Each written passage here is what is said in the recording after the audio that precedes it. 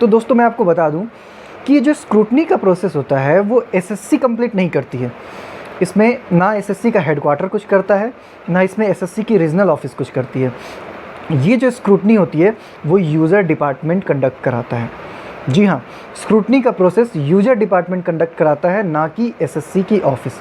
अब आप पूछेंगे कि ये मैं कैसे कह रहा हूँ। इसके लिए 4 तथ्य मैं आपके सामने पेश करने वाला हूँ। सबसे पहला, आपको स्क्रीन पे मैं एक आरटीआई का स्क्रीनशॉट डाल देता हूँ। इस आरटीआई में ये हमने पूछा था कि आप बताइए कि जो स्क्रूटनी में जो बच्चे ओके लिस्ट में आते हैं या रिजेक्ट लिस्ट में आते हैं, तो ये कौन करता है? क्या ये सिर्फ एसएससी करती है या एसएससी यूज़र डिपार्टमेंट के कंसल्टेशन से करती है? तो जो आरटीआई की रिप्लाई आई थी उसमें साफ साफ ये क्लियरली बताया गया था कि जितने भी बच्चों के डॉक्यूमेंट्स हमारे पास आते हैं, इसके बाद जब ओके लिस्ट प्रिपेयर होती है तो ये यूज़र डिपार्टमेंट के क्लैरिफिकेशन के बाद ही इसको पब्लिश किया जाता है। जब यूज़र डिपार्टमेंट क्लैरिफाई कर देता है तब इसको पब्लिश किया जाता है। ये पहला।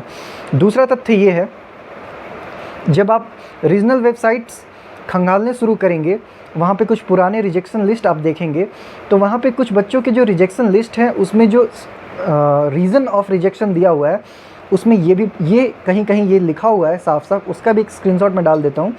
उसमें ये बताया हुआ है कि इनको रिजेक्ट इसलिए किया गया क्योंकि यूज़र डिपार्टमेंट के क्लैरिफिकेशन के अकॉर्डिंग ये एलिजिबल नहीं पाए जाते हैं।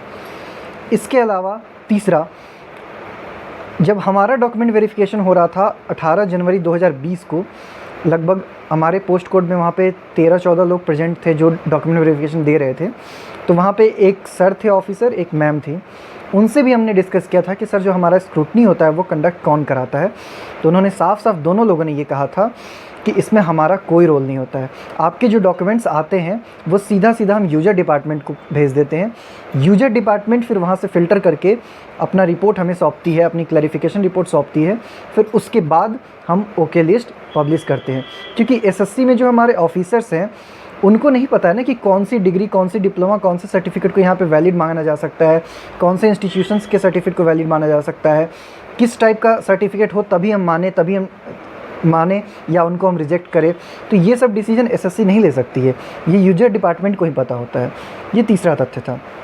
चौथा, एक और स्क्रीनशॉट मैं आपको दिखा रहा हूँ। ये एक परफॉर्मा है। ये परफॉर्मा सिलेक्शन पोस्ट की परफॉर्मा है जो कि एसएससी डिपार्टमेंट्स को भेजती है।